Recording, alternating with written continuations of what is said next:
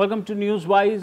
कल से हंगामा मचा हुआ है। कल सदर मुमलिकत आरिफ अलवी ने पीका के कवानीन में तरामीम को ऑर्डिनेंस की शक्ल में मंजूर कर लिया है और तब से तमाम जो सहाफ़ती तंजीमें हैं, इंसानी हकूक़ की तंजीमें हैं, जो अपोजिशन जमातें हैं, वो इस बात पर शोर मचा रही हैं कि ये ड्रैकोनियन लॉज़ हैं, यानी इतने सख्त कवानीन हैं कि इनको, और ख़दशा ये जाहिर किया जा रहा है कि इनको सियासी मुखालफीन और जो मुखालिफ आवाज़ें हैं उनको दबाने के लिए इस्तेमाल किया जाएगा। बेसिकली इस ऑर्डिनेंस में जो चीज़ें हैं मोटी मोटी मैं बता देता हूँ। वो ये है, कहा यह जा रहा है कि फ़ेक न्यूज़ के ख़िलाफ़ आया है, मगर साथ ही साथ ये भी कहा जा रहा है कि अब कोई भी शख्स जो है वो जाकर के किसी के बिहाफ पर भी FIA में कंप्लेन कर सकता है और उस शख्स के ख़िलाफ़ FIA जो है बग़ैर किसी वारंट के उसको गिरफ़्तार कर सकती है और उसके ख़िलाफ़ मुकदमा भी दर्ज हो सकता है। पहले ये होता था कि FIA को मजिस्ट्रेट से इजाज़त लेनी होती थी, एक प्रोसेस होता था। अगर कोई ऐसी चीज़ सोशल मीडिया पर वो देखते जो उनके ख़िलाफ़, उनके ख़्याल में ख़िलाफ़ आइन या ख़िलाफ़ क़ानून है, तो उस पर नोटिस जारी किया जाता था। मगर अब ये जो कुछ हुआ है, सब हैरान हैं कि हुकूमत को इतने सख्त कवानीन लाने की ज़रूरत क्यों पड़ गई।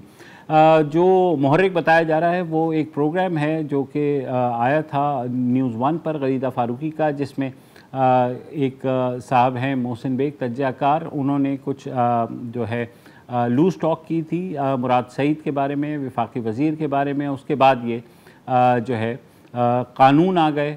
मगर इसका मुहर्रिक सिर्फ ये इंसिडेंट नहीं था। कहा यह जा रहा है कि पहले भी जो खातून अव्वल के बारे में जो कुछ कहा जाता रहा, उस बारे में भी वज़ीर आज़म खासे खाइफ थे और वो चाहते थे कि FIA ऐसे लोगों को जो ऐसी बातें कर रहे हैं उनको जो है उनके ख़िलाफ़ मुकदमात दर्ज करे। मगर क्योंकि एक ड्यू प्रोसेस चल रहा था तो वो उस तरह से मुमकिन नहीं रहा। बहरहाल अब ये जब तरामीम आ गई और साथ ही साथ मोहसिन बेग वाला वाक़या भी हो गया, तो ये चीज़ सीधी की सीधी आज इस्लामाबाद हाई कोर्ट पहुंच गई। जो तरामीम आई हैं, जैसे मैंने बताया कि उसमें बग़ैर अब वारंट के और बग़ैर किसी शख्स के कंप्लेंट के कोई भी इन्फॉर्मर हो, कोई दूसरा शख्स हो, उसकी कंप्लेंट पर FIA कार्रवाई करेगी। जो सज़ा है फ़ेक न्यूज़ के ख़िलाफ़ 3 से बढ़कर 5 साल कर दी गई है और साथ ही साथ जो FIA के इख्तियारात हैं उसके अलावा पुलिस को भी इख्तियार दे दिया गया है। क्या इसका कोई मुस्बत पहलू निकलेगा? क्योंकि जब ये ख़वातीन ऐसे क़वानीन लाए जाते हैं तो ये कहा जाता है कि ये इदारों के ख़िलाफ़ जो बातें हो रही हैं तो शील्ड बना दी जाती है। पिछली हुकूमत ने भी यही किया कि फ़ौज के, अदलिया के ख़िलाफ़ जो बातें होती हैं उनके ख़िलाफ़ ये क़वानीन लाए जा रहे हैं। हालांकि आईन पाकिस्तान में ये लिखा हुआ है कि इदारों के ख़िलाफ़ अगर आप बात करते हैं तो काबिल दस्तअंदाज़ी जुर्म होगा ये। साथ ही साथ क़वानीन पहले से मौजूद हैं, मगर ऐसा अब क्या हुआ उसका जवाब शायद अभी हुकूमत के पास नहीं है। उन्होंने TV चैनल्स के हवाले से भी जो पैमरा के इख्तियारात थे उसको भी मुंतकिल कर दिया है FIA को कि अगर कोई ऐसी चीज़ चलती है जो उनके ख़्याल में काबिल गिरफ्त है तो वो पैमरा को बाईपास करके सीधा पीका कवानीन के तहत, prevention of electronic crimes act के तहत अब जो है वो कार्रवाई कर सकते हैं। ये एक्ट जो है ये गुज़िश्ता हुकूमत जब लेकर आई थी नवाज़ हुकूमत, उस वक्त भी ख़ासा इस पर हंगामा मचा था और इंसानी हकूक़ की तंजीमें, डिजिटल राइट्स की जो तंजीमें हैं, उन्होंने कहा था कि ये जो क़वानीन आप ला रहे हैं ये एक दिन आप ही के ख़िलाफ़ इस्तेमाल होंगे और ऐसा ही हुआ। मुस्लिम लीग नून के कुछ एक्टिविस्ट हैं उनको उठा लिया गया तनकीदी पोस्ट करने के ऊपर या कुछ जो उन्होंने जो कुछ लिखा उसके ऊपर। अब नून लीग ये कह रही है कि जनाब इमरान खान साहब, आप ये क़वानीन लेके तो आ रहे हैं, ये आपके ख़िलाफ़ भी इस्तेमाल होंगे। यकीन था कि ये जो क़वानीन हैं इनको चैलेंज किया जाएगा किसी भी हाई कोर्ट में या सुप्रीम कोर्ट में, क्योंकि जो माहिर क़वानीन हैं, माहिर क़ानून हैं, वकील हैं, वो ये कह रहे हैं कि ये सीधा जो फंडामेंटल राइट्स हैं आपके आर्टिकल 19 के तहत फ्रीडम ऑफ स्पीच, उसके ख़िलाफ़ वर्जी है। मगर ये ख़ुद ब खुद केस जो है आज इस्लामाबाद हाई कोर्ट पहुँच ही गया, जहाँ जो मोहसिन बेग हैं जो ऑनलाइन एजेंसी के मालिक हैं और एक अखबार के भी मालिक हैं, उनके साथ जो कुछ हुआ उसके बारे में उनकी अहलिया ने एक पटिशन दायर कर दी इस्लामाबाद हाई कोर्ट में। उनको गिरफ़्तार किया गया था गुज़िश्ता हफ़्ते और वहाँ पर FIA के एक शख्स को उन्होंने ज़ख्मी भी कर दिया था। उन पर यही इल्ज़ाम था कि उन्होंने मुराद सईद के बारे में कुछ जो है नाजेबा गुफ्तगू की है। आज जब ये केस पहुंचा इस्लामाबाद हाई कोर्ट, तो इस्लामाबाद हाई कोर्ट ने FIA को आड़े हाथों लिया और कहा कि आप कैसे एक अशराफिया के लिए ये कवानीन पर अमल कर रहे हैं। आपने क्या वो क्लिप सुना है? उस पर उन्होंने कहा कि जी उस क्लिप में रेहाम खान की किताब का हवाला दिया गया। तो अदालत ने पूछा कि क्या ऐसा हवाला दिया भी जा सकता है। बहरहाल अदालत ने इन दी एंड FIA के जो डायरेक्टर हैं उनको शो कॉज नोटिस जारी किया है तौहीन अदालत का, और ये कहा है कि ये कवानीन जो हैं ये तमाम लोगों के लिए होते हैं, सिर्फ अशराफिया के लिए नहीं होते हैं। क्या कुछ हुआ आज इस्लामाबाद हाई कोर्ट में? हमारे साथ हमारे नुमाइंदे ताहिर मौजूद हैं। ताहिर, अब ज़रा तफसील से बताइए आज जो कुछ हाई कोर्ट में हुआ, और फिर अदालत ने पीका की इन तरामीम का नोटिस लेकर के अटॉर्नी जनरल को भी नोटिस जारी किया है कि वो आकर के बताएं कि इन कवानीन की क्या ज़रूरत पड़ी। जी देखिए मुबश्शिर साहब, आज मोहसिन बेग की जानिब से जो क्वॉशमेंट की एप्लीकेशंस थी वो इस्लामाबाद हाई कोर्ट के चीफ जस्टिस अतर मुनल्ला ने उन पे समाअत की। तो दौरान समाअत जब शुरू में ये समाअत शुरू हुई तो उस वक्त FIA की जानिब से कोई पेश ना हुआ, तो अदालत ने भरमी का इजहार करते हुए director FIA cyber crime cell को तलब कर लिया। 11 बजे का टाइम दिया। जब डायरेक्टर FIA खुद पेश हुए कोर्ट में तो उनसे सवालात किए गए कि आपने ये जो छापा मारा था, आप सबसे पहले तो डायरेक्टर FIA पर भरमी का इजहार करते हुए कहा गया कि कुछ SOPs बनाई थी इस्लामाबाद हाई कोर्ट ने, आपने फिर उन SOPs की खिलाफ वर्जी की है, इख्तियारात का गलत इस्तेमाल किया है। कोर्ट ने ये भी रिमार्क्स दिए थे डायरेक्टर FIA जो साइबर क्राइम सेल है कि आपने किसके कहने पे किया है। फिर बाद जो कंप्लेनेंट थे, इनके जो मोहसिन बेग थे, उनके जो लायर थे उन्होंने भी कुछ स्टांस लिया, लेकिन कोर्ट ने ये कहा जी आपका जो स्टांस है वो ATC का, वो ATC कोर्ट देखेगी। आपने जो तिब्बी बुनियादों पर जो एप्लीकेशन एक मूव की है कि इनका मेडिकल करवाया जाए, वो भी आप ATC में देखें। यहाँ पे सिर्फ हम पीका एक्ट को देखेंगे। इस दौरान जो डायरेक्टर FIA साइबर क्राइम थे उन्होंने कहा जी मैं 21D पढ़ना चाहता हूँ। तो कोर्ट ने ये रिमार्क्स दिए कि आप 21D पढ़ के मजीद जो है वो शर्मिंदा होंगे, आप क्यों FIA वालों को शर्मिंदा कर रहे हैं। अदालत ने जब इस्तफसार किया डायरेक्टर साइबर क्राइम सेल के जो डायरेक्टर थे कि आप ये बता दें अभी तक FIA में कितनी एप्लीकेशंस पड़ी हैं, तो उस पर डायरेक्टर साहब ने ये मौक़िफ़ अपनाया कि 14,000 एप्लीकेशंस अभी ज़ेर इल्तवा है साइबर क्राइम सेल में। इस पर कोर्ट ने मजीद भरमी का इजहार किया कि क्या आपने सब में गिरफ्तारियां कर दी हैं। इस केस में आप ये बता दें कि आपको एप्लीकेशंस कब मिली थी, आपने मुकदमा कब दर्ज किया था, और क्या आपने उस एप्लीकेशन पे कोई इंक्वायरी की थी। इस पर डायरेक्टर जो थे उन्होंने ये मौक़िफ़ अपनाया जी 15 फरवरी को ये एप्लीकेशन आती है, 16 फरवरी को मैं ये केस रजिस्टर्ड करता हूँ। और उसके बाद क्योंकि जो मोहसिन बेग थे उनकी जानिब से जब 491 की पटिशन मूव की गई थी, एडिशनल सेशन जज जफर इकबाल ने भी इस छापे को गैर कानूनी करार दिया था, और इस्लामाबाद हाई कोर्ट ने गुज़िश्ता पेशी पर डिस्ट्रिक्ट मजिस्ट्रेट और पुलिस से भी ये रिपोर्ट तलब की थी इस छापे के हवाले से। लेकिन आज वो रिपोर्ट भी अदालत में पेश की गई है, और उस रिपोर्ट में जो डिस्ट्रिक्ट मजिस्ट्रेट की जानिब से रिपोर्ट जमा करवाई गई है उसमें ये कहा गया कि FIA की जो टीम थी 16 फरवरी को थाना बरगला में आती है, वहां पे रवानगी करवाती है कि मोहसिन बेग के घर रेड करना है, और फिर 10:30 बजे 15 पर कॉल मौसूल होती है कि मुलजमान की जानिब से FIA टीम पर तशद्दुद किया गया है। लेकिन आज जिस तरह कोर्ट ने जो रिमार्क्स दिए, जो ऑब्जर्वेशंस दी, उनमें उन्होंने जो साइबर क्राइम सेल के डायरेक्टर थे उनको शोकाज नोटिस जारी किया। साथ अदालत ने chief justice Islamabad high court ने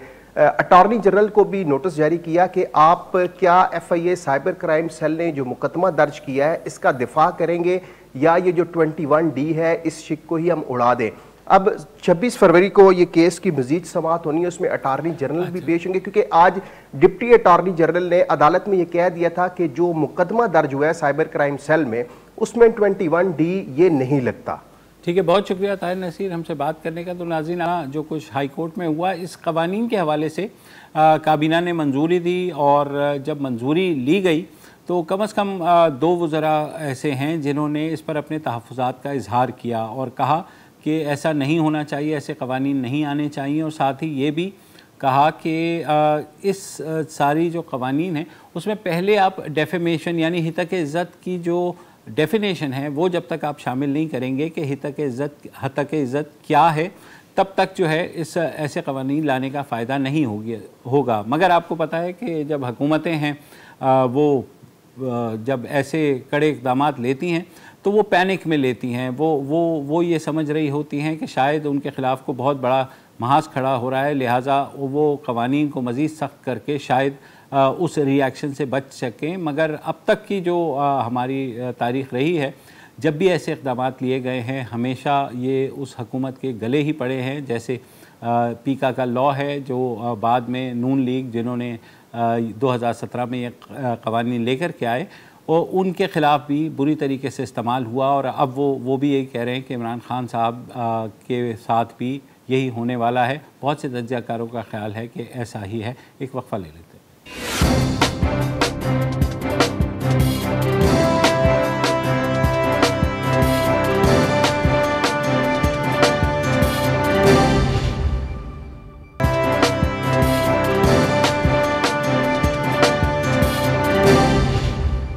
वेलकम बैक। और दुनिया भर की तरह पाकिस्तान में भी हर साल मार्च की 8 तारीख को ख़वातीन का आलमी दिन मनाया जाता है। गुज़िश्ता चंद सालों से पाकिस्तान में औरत मार्च जो है वो निकल रही हैं हर बड़े शहर से, जहां ख़वातीन बड़ी तादाद में निकलती हैं अपने हकूक़ के लिए आवाज़ उठाने के लिए। मगर साथ ही साथ माशरे का एक तबका है जो उन पर तनकीद भी करता है और कहता है कि औरत मार्च जिस तरह किया जाता है वहाँ पर बेहयाई और फहाशी को फ़रोग़ दिया जाता है, और सबूत के तौर पर वो उनके पास शायद कुछ होता नहीं है।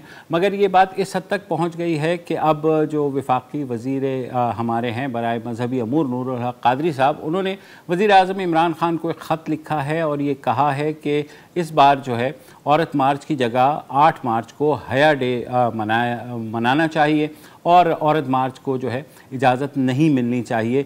इस बात पर ख़ासा लोगों ने शोर किया है, और ख़ुसूसन जो ख़वातीन तंजीमें हैं वो भी कह रही हैं कि इसमें ऐसी क्या बात है कि वज़ीर साहब को एक ख़त लिखना पड़ गया वज़ीर आज़म को। विद इन कैबिनेट जो विमेन मिनिस्टर्स हैं, ख़ुसूसन इंसानी हकूक़ की जो वज़ीर हैं शीरी मज़ारी, उन्होंने काबीना के अंदर भी इसकी मुखालफत की है, और साथ ही साथ उन्होंने सोशल मीडिया का भी सहारा लेते हुए कहा है कि ये ख़वातीन का बुनियादी हक़ है कि वो औरत मार्च में आएँ। और औरत मार्च का जो तसव्वुर पेश किया गया है, तासुर पेश किया गया है, वो ये किया गया है कि इसमें सिर्फ़ जो है वो ख़वातीन आती हैं जो लिबरल हैं। हालांकि गुज़िश्ता कई सालों में हमने देखा कि बुर्क़े वाली ख़वातीन से लेके मुतवस्सत तबक़े से लेके गरीब घरानों से लेके और अमीर घरानों तमाम ख़वातीन इकट्ठी निकलती हैं, क्योंकि जो ख़वातीन के लिए मौक़े हैं वो यकीनन पाकिस्तान जैसे मुल्क में मर्दों की निस्बत बहुत कम हैं, और उन्हें दुगनी मेहनत करनी पड़ती है अपना वो मकाम हासिल करने के लिए जो यहाँ मर्द शायद उससे आधी मेहनत में हासिल कर लेते हैं। हमारे साथ मौजूद हैं वफाकी वज़ीर बराए हकूक़ शीरी मज़ारी साहिबा। शीरी मज़ारी साहिबा, सबसे पहले बताइए कि ये औरत मार्च के बारे में वफाकी वज़ीर बराए मजहबी अमूर ने जो ख़त लिखा है, आपने सोशल मीडिया पर भी उसकी नफ़ी की है, उसको क्रिटिसाइज़ किया है, तो ये एक अचानक से क्या चल पड़ता है औरत मार्च आने से पहले? ये हर साल एक होता है, एक खास तबका है जो टारगेट करता है। पहले मैं क्लैरिफाई कर दूं कि ये काबीना में खत ना आया है, ना डिस्कस हुआ है। काबीना की अगली मीटिंग जब होगी शायद आए, अभी तक उस पे काबीना में कोई नहीं आया। ये खत उन्होंने खुद ही रिलीज किया है मीडिया को, और इस पे सिर्फ मैंने नहीं, चौधरी फवाद साहब ने भी इसको, जो इंफॉर्मेशन मिनिस्टर हैं, उन्होंने भी इसको अपोज किया है। देखिए सीधी सादी बात है, ये बैनुल अक़वामी दिन है खवातीन के लिए, तो मैं समझती हूँ, मैं तो कहती हूँ जो भी खवातीन के ग्रुप्स हैं सब मार्च करें, क्या फर्क पड़ता है। आपने हयात कर दिन करना है, आप उसको करें, हिजाब को सेलिब्रेट करना है, बिल्कुल करें। और औरत मार्च भी जो हो रहा है, और डिफरेंट ग्रुप्स हैं औरत मार्च के भी, सारे अपना अपना करें। इसमें कोई ऐसी चीज नहीं होनी चाहिए कि आप थ्रेट दें।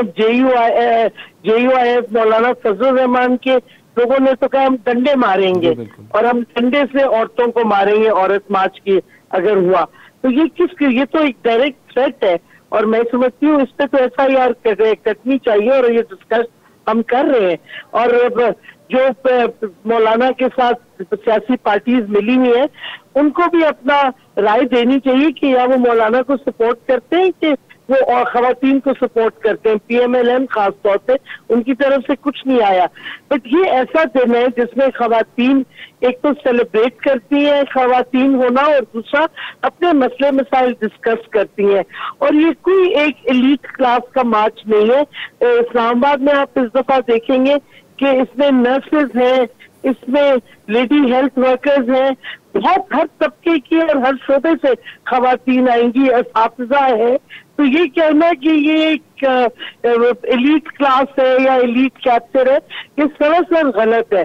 और मैं एक और चीज जरूर कहूंगी कि पिछले साल बिल्कुल फोटोशॉप करके पोस्टर्स गलत बनाए गए और फिर वो चार्ज लगा दिया औरत मार्च पे कि जी ये खवातीन देखें कि गैर मुनासिब पोस्टर्स कह रही थी, बाद में पता चला ये फोटोशॉप किए गए थे। तो ये गलत है और ये सख्त मजम्मत मैं इसकी करती हूँ कि आपको क्या खतरा किसको है अगर खवातीन इकट्ठी होती हैं और जो जस्ट डिमांड्स है उनकी। देखिए कराची में फोकस है लेबर पे, खवातीन को लेबर राइट्स मिलनी चाहिए।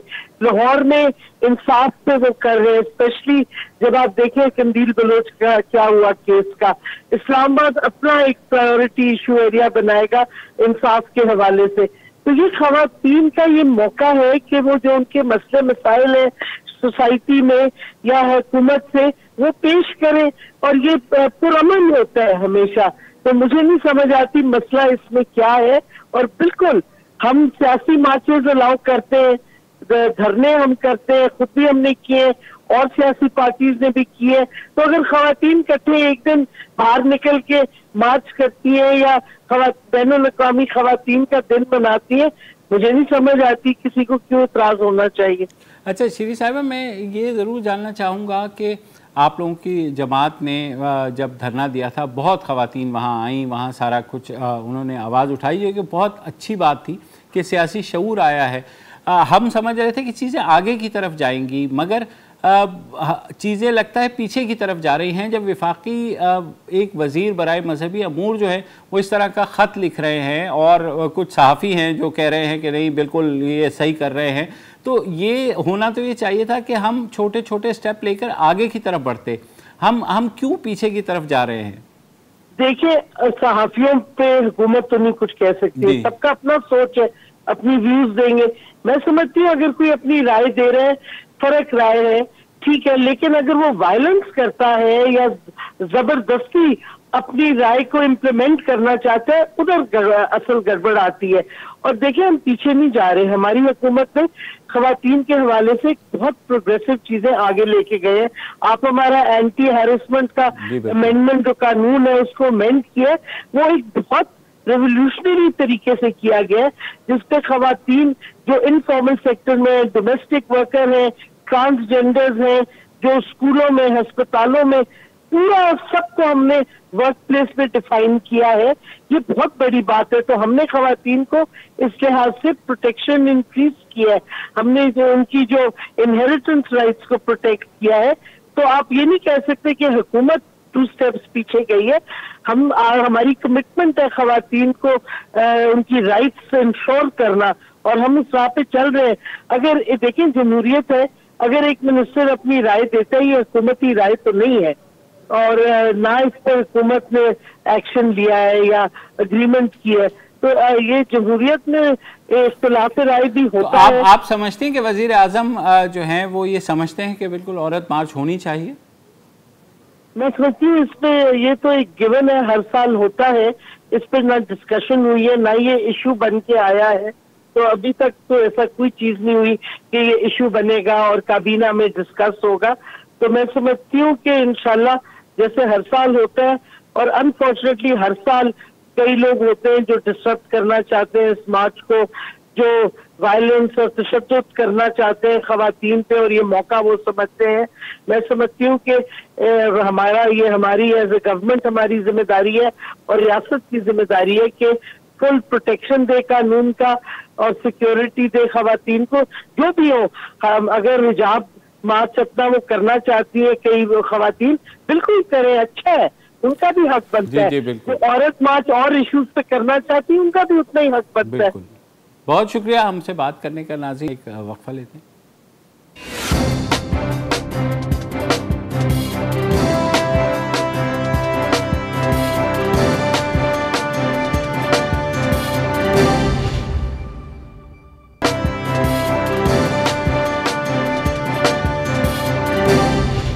Welcome back. और अब थोड़ी सियासत खेल लें, क्योंकि कुछ अरसे बाद इलेक्शन ईयर ही शुरू हो जाएगा और जो सियासी गहमा गहमी है ऑलरेडी अपने अरूज पर है, फिर दोबारा से तहरीक अदम इत्माद की बातें हो रही हैं। मगर साथ साथ जो पाकिस्तान पीपल्स पार्टी है उन्होंने 27 तारीख से इस माह की लॉन्ग मार्च शुरू करने का ऐलान किया है। Chairman peoples party Bilawal Bhutto का कहना है कि वो मार्च लेकर इस्लामाबाद जाएंगे और तमाम शहरों में जलसे करेंगे और उनका कहना यह है कि वो हुकूमत को गिरा कर दम लेंगे। बकौल उनके कि यह हुकूमत नाअहल है और इन्होंने डिलीवर नहीं किया जो इन्होंने वादा किया था। इस सारी सूरत हाल पर बात करेंगे, कुछ कराची की सूरत हाल पर भी बात करेंगे कि कराची में अमन व अमान का बड़ा मसला है। हमारे साथ मौजूद हैं जो वज़ीर इत्तलात हैं सिंध के सईद गनी साहब। बहुत शुक्रिया सईद गनी साहब। सबसे पहले तो अगर मार्च की बात करें तो क्या गोल है आपका? क्या ये एक एहतजाजी मार्च है? वहाँ जाकर क्या करेंगे आप?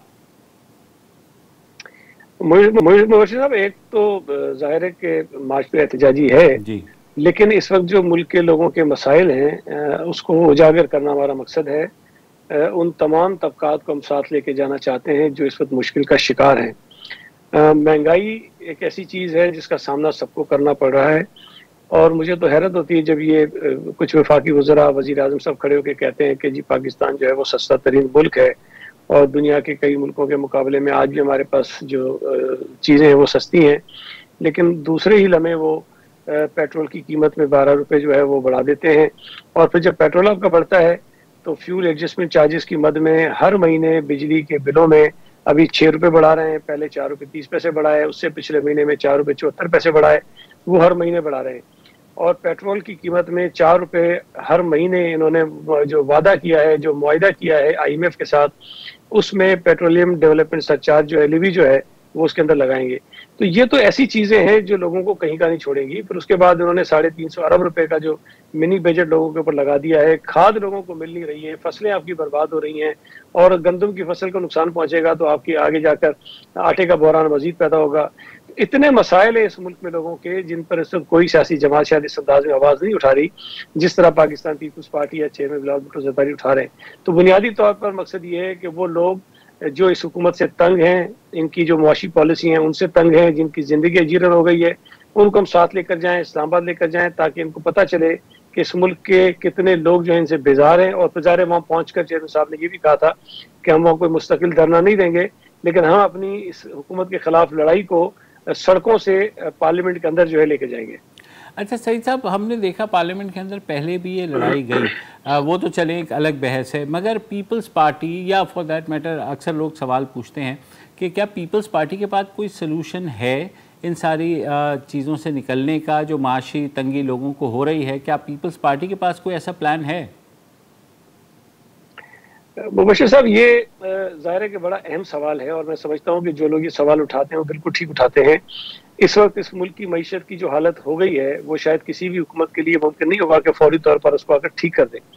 लेकिन पीपल्स पार्टी का एक दौर हुकूमत रहा है 2008 से लेकर 2013 तक, और उस अरसे में भी बैनुल अक़वामी एक मुआशी बहरान था, एक ग्लोबल रिसेशन था जिसकी वजह से दुनिया की बड़ी बड़ी मईशतें क्राइसिस का शिकार हुई।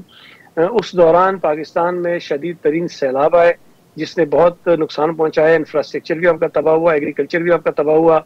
उसके अगले वर्ष शदीद बारिशें हुई, उन बारिशों की वजह से भी आपकी फसलें तबाह हुई, आपका जो है इंफ्रास्ट्रक्चर है वो तबाह हुआ। इन तमाम चैलेंजेस के बावजूद भी पाकिस्तान पीपल्स पार्टी की उस हुकूमत ने, जब हम आए थे तो जो इन्फ्लेशन था वो 25% था, हमने उसको रिड्यूस किया, हम उसको सिंगल डिजिट में लेकर आए। हमने इस मुल्क में, जाहिर है कि हर शख्स की जो आमदनी होती है उसको हुकूमत बराह रास्त तो नहीं फीड कर सकती, लेकिन हमने सरकारी मुलाजिमिन की तनख्वाहें बढ़ाई। हमने बहुत सारी जो अजनास हैं उनकी जो कीमतें होती है, गंदम की कीमत हमने बढ़ाई, शुगर केन की कीमत हमने बढ़ाई। तो इससे ये हुआ कि आपके जो एग्रीकल्चर सेक्टर में लोग थे उनके भी हालात बेहतर हुए। और पीपल्स पार्टी जब हुकूमत में आई तो हम 500 मिलियन, 2 अरब डॉलर तकरीबन जो है वो इंपोर्ट कर रहे थे ग़िज़ाई अजनास को। जब हम गए हैं तो हम 500 मिलियन जो है वो प्लस में छोड़ के गए। तो मैं समझता हूँ कि अगर पाकिस्तान पीपल्स पार्टी के उस दौर को देखें तो जितना हमने एक्सपोर्ट बढ़ाया था बावजूद इन सारे क्राइसिस के, वो फिर कोई हुकूमत नहीं कर सकी। इस हुकूमत ने बड़ा जोर लगाया।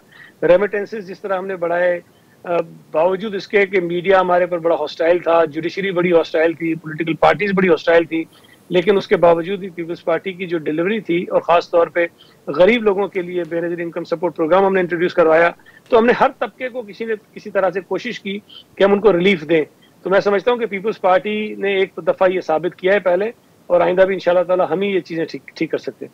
अच्छा, एक चीज़ अब आ जाए जो कि कराची की लॉ एंड ऑर्डर की बहुत बात होती है, उसमें वज़ीर आला के बयानात भी आपके सामने हैं। जो सूरत हाल है कराची की, वो बहुत ज़्यादा गुज़िस्ता 1.5 महीने में कह रहे हैं कि 11,000 वाक़यात हुए हैं, चाहे वो मोबाइल स्नैचिंग के हों, कार स्नैचिंग के हों, मोटरसाइकिलें चोरी होने के हों। तो इस सारी सूरत हाल में आपको नहीं लगता कि आपको ज़्यादा तवज्जो कराची को देनी चाहिए बजाय इसके कि आप मार्च के लिए निकल जाएं? नहीं, वो तवज्जो तो रहेगी ना। देखिए, हुकूमत सूबा सिंध में मौजूद है और हुकूमत के जो करने के काम है वो हम करते रहेंगे। कोई ऐसा तो नहीं होगा कि अगर हम एक पॉलिटिकल एक्टिविटी करें, लॉन्ग मार्च पे जाएं, तो सूबा सिंध की हुकूमत अपने सारे काम काज छोड़ देगी। बिल्कुल ऐसा नहीं होगा। सूबा सिंध की हुकूमत अपना काम करती रहेगी, और ज़ाहिर है जो इदारे हैं अपनी जगह काम कर रहे हैं, वो इदारे अपनी जगह काम करते रहेंगे। पुलिस है, रेंजर्स है, हमारे पास स्पेशल ब्रांच है, हमारे जो वफाकी इंटेलिजेंस इदारे हैं जिनके साथ हमारा बड़ा एक अच्छा राब्ता रहता है, जिसकी वजह से बहुत सारे जो बड़े बड़े जराइम हुए शहर में उसको पुलिस ने सॉर्ट आउट किया है। तो वो चीज़ें तो अपनी जगह मौजूद रहेंगी। लेकिन मैं इस बात से इत्तफाक करता हूँ कि स्ट्रीट क्राइम में ख़ास तौर पे जो है वो इजाफा हुआ, और ये तशवीश की बात है इसलिए कि स्ट्रीट क्राइम से जो लोग मुतासिर होते हैं वो आम शहरी होते हैं, और हर शहरी इससे ज़रा खौफज़दा होता है, और उसका जो कॉन्फिडेंस है वो ज़रा बहुत का मैं समझता हूँ कि उससे ख़राब होता है। अभी रिसेंटली एडिशनल आईजी कराची को तब्दील किया गया, हालांकि वो पहले वाले ऑफिसर भी बहुत अच्छे थे, लेकिन बहरहाल वो शायद बेहतर अंदाज से कंट्रोल नहीं कर सके, तो गुलाम नबी मेमन साहब जो एक और अच्छे ऑफिसर हैं उनको दोबारा लगाया गया है। सही भाई, यहाँ एक छोटा सा वक्फा लीजिए क्योंकि कराची पे बहुत होनी है। वक्फे के बाद आपके पास दोबारा आते हैं।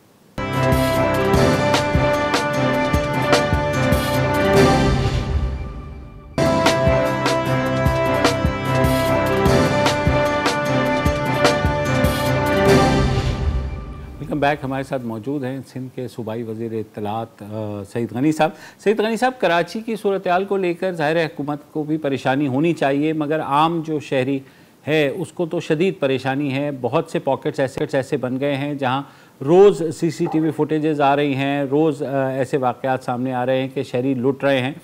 हमारे पास यहाँ पुलिस भी है, जो आपने कहा, यहाँ रेंजर्स भी है जिसको हर 3 महीने बाद आप लोग एक्सटेंशन भी देते हैं। तो आपको लगता है कि रेंजर्स को बुलाना चाहिए सारी सूरत हाल को कंट्रोल करने के लिए, क्योंकि पुलिस के तो बस की बात लग नहीं रही है? नहीं, मेरा ख्याल शायद थोड़ा सा मुख्तलिफ है। सूबा सिंध की पुलिस का अगर आप माजी देखें तो बहुत बड़े बड़े काम उन्होंने किए हैं, बहुत मेजर ऑपरेशंस किए हैं। कराची में दहशतगर्दी के खिलाफ उन्होंने जंग लड़ी है, कुर्बानियाँ भी दी हैं। रेंजर्स का अपना एक किरदार है, रेंजर्स का रोल अपनी जगह मौजूद है। उन्होंने भी जो काम उनको दिया गया उन्होंने उसको बेहतर तरीके से अंजाम दिया है। लेकिन ये कहीं भी दानिशमंदी की बात नहीं होगी कि जो पुलिस रूटीन में काम करती है, जो पुलिस के सारे काम हैं, वो आप रेंजर्स को तफवीज़ करते हैं और तब वो कोई ये करें कि सारे काम वो कर लेंगे। मेरी जाती राय में शायद वो सारे काम तो आपको लगता है कि तो हुकूमत का क्या प्लान है? आज वज़ीर आला ने कहा कि कोई टारगेटेड ऑपरेशंस की बात हो रही है, क्या है, मतलब क्या करेंगे? पुलिस को वहाँ ज़्यादा आप रीइंफोर्स करेंगे, पिकेट्स लगाएंगे, क्या करेंगे? क्योंकि लोग तो ज़ाहिर है एक अदम तहफ़्फ़ुज़ का शिकार तो हैं। देखिए, इसमें जो बुनियादी चीज़ होती है वो तो कोई इसमें रॉकेट साइंस नहीं है कि हॉट स्पॉट्स जो हैं वो आइडेंटिफाई किए जाते हैं, वो एरियाज़ पता चल जाते हैं कि कहाँ कहाँ पर ये क्राइम्स ज़्यादा होते हैं। फिर उन इलाकों में डेफिनेटली पुलिस की जो है वो इन्फोर्समेंट ज़्यादा होती है। फिर उसके में उस इलाके में आसपास रहने वाले जो जो जो क्रिमिनल्स होते हैं जिनका पुराना रिकॉर्ड मौजूद होता है, उनके खिलाफ कार्रवाइयाँ की जाती हैं। और इसमें जो इस वक्त जो चीज़ें देखी गई ना, एक तो मुबशर एक ये जो मुआशी सूरत हाल होती है, एक सबब ये भी होता है। लेकिन जो दूसरी एक बड़ी ख़तरनाक बात है कि जो मंशियात का इस्तेमाल लोग करते हैं, उनके पास जब इतने वसाइल नहीं होते कि वो अपनी मंशियात की जो तलब है उसको पूरी कर सकें, तो वो फिर इस किस्म के स्ट्रीट क्राइम्स के अंदर मुलविस पाए जाते हैं।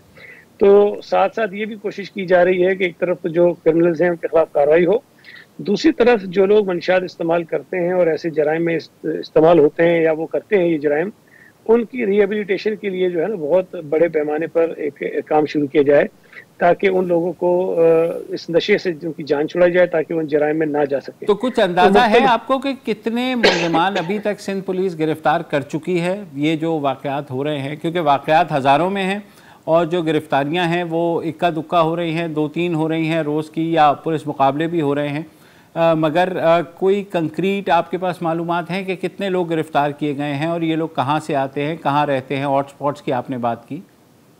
देखिए, इस वक्त तो मेरे पास ये एग्जैक्ट डेटा नहीं है कि कितने अफराद गिरफ्तार हुए हैं, लेकिन ये गिरफ्तारियां भी रूटीन में रेगुलरली रोजाना की बुनियाद पर हो रही होती हैं।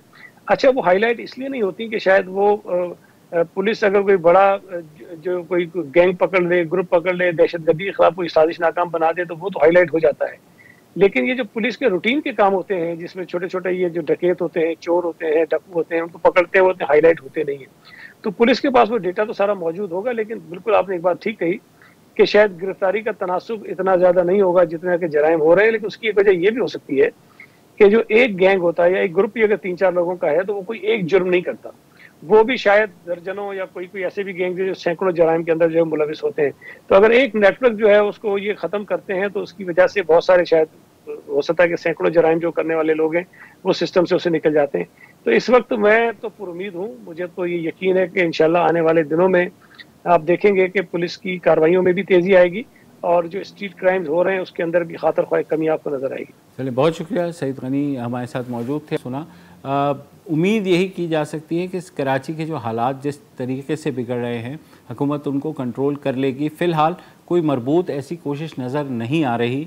वज़ीर आला से भी यही गुजारिश होगी कि अगर उन्होंने कुछ करना है तो they have to do it before obviously go to a long march, जो जाहिर है वो जाएंगे कैपिटल की तरफ, मगर अपने सूबे को नज़रअंदाज ना करें।